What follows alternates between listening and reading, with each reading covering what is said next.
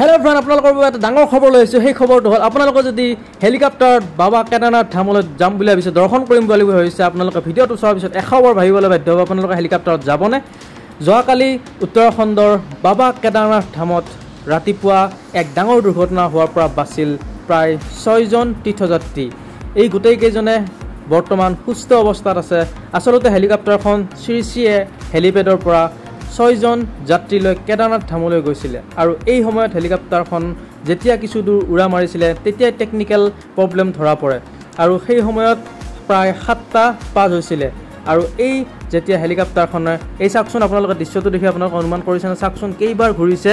এয়া এইখন হেলিপেডত মানে পৰিবই পৰা নাই আৰু অৱশেষত আহি তলত মাটিত প্ৰায় 100 মিটাৰমান দূৰত তেওঁলোকে ইমাৰ্জেঞ্চি লেণ্ডিং কৰে হেলিকপ্টাৰখনে।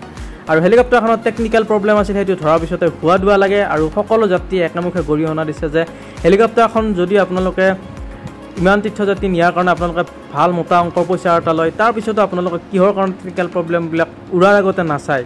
আৰু তথাপিও হেলিকপ্টাৰৰ পাইলটজনক সকলোৱে ধন্যবাদ দিছে।